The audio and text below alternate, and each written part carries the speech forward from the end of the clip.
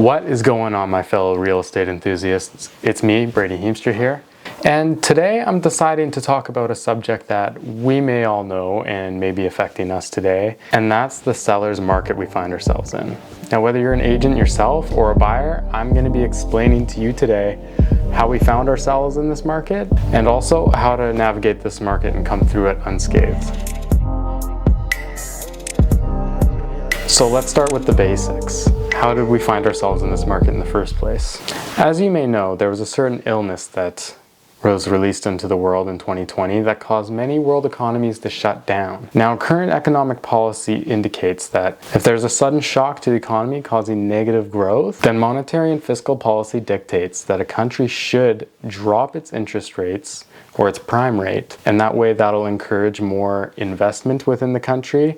It can help out local businesses with loans, and in this case, it's helping real estate purchasers. Sounds great, right? I'm a buyer, I can afford more to loan now, and that means I can look at higher priced properties. Well, that was the initial reaction. So now we live in a time when lots of people are, and rightfully so, uncomfortable with letting random strangers into their homes to view if they wanted to sell them. So because people have these concerns, there's less inventory on the market right now.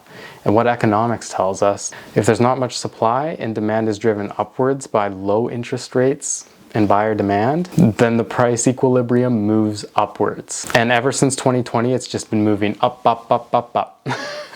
Forgive my Steve Harrington hair here. I'm actually planning to get a haircut pretty soon, but yeah, anyways. If you're an agent and you've seen this last few months, you are currently experiencing this, and maybe you're wondering, well, how do I navigate my buyers through this situation? Or maybe you're looking to buy yourself, such as I have been, and been constantly missing out of every single deal that you've been putting yourself into. Step one, I would say, is keep your eyes on the market at all times and be quick. Being faster than other agents is really paying off right now, especially if sellers aren't holding off and viewing all the offers on a certain date. This can be your opportunity to get in quick, come in at asking or above, and lock yourself into that home. Problem is, a lot of buyers want to think about things, and this can be the biggest purchase of their life, so it's understandable that they wouldn't want to jump headfirst into a deal like this. So you need to be clear with your buyers and be on the same page as to, okay, do you like this home? If you like it a lot, we might need to go in over asking.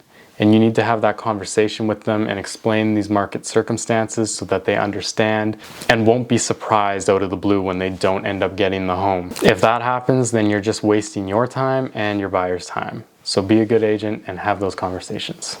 If you live in a place like me right now, which isn't a large urban center, but more a smaller city, say 40 to 100,000 people living in it, we're now seeing a large influx of people from larger Canadian cities like Toronto and Vancouver into these smaller cities because of the illness. Turns out people don't really want to be in these highly densely populated areas now, which I'm going to be honest is pretty understandable. The last place I wanted to buy was an investment property by the lake, and it was like a 7-offer situation. I went in like $25,000 over asking price, and I still didn't get it.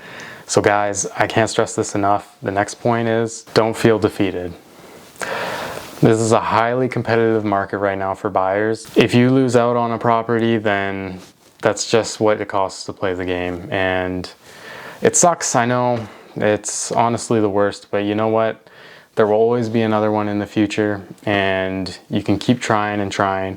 It might just take more time to get into that home than expected. Also, be sure to look at private sales during these times. Realtors will often push back viewing dates on offers so that they can accumulate more and more and more and have people competing against one another in this market.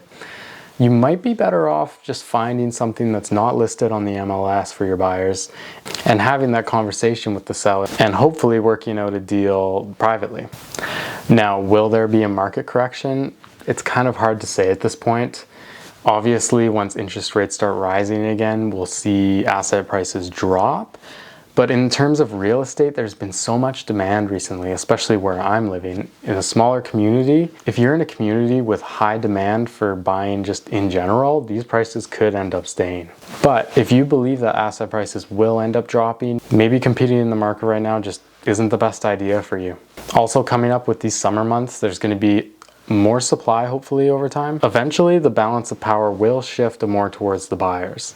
So if you're patient and you don't need to get a place right now, then maybe I recommend that you just kind of wait this whole thing out and just see what ends up happening. But it totally depends. I mean, if you're locked into a good interest rate and you got pre-approved or approved for a mortgage, then yeah, keep going gung-ho and just see if you can get something. My personal thoughts on this is I'm hoping that more supply will increase during the summer, especially with vaccinations going on, and summer months are usually just high real estate times of the year. So more supply should find an equilibrium with that demand and hopefully drive the price level down just a touch. Yeah, that's the crazy thing we find ourselves in right now. So what are your guys' thoughts? Are you agents yourselves? Are you looking to buy investment properties, maybe a full-time residential property for yourself? I'm interested to hear your stories. Tell me where you're from. Tell me your experiences in the market right now. I'm very curious to know what's been going on around the world. So yeah, I hope this advice was very helpful to you, and I'll see you guys next time, all right? Okay, bye.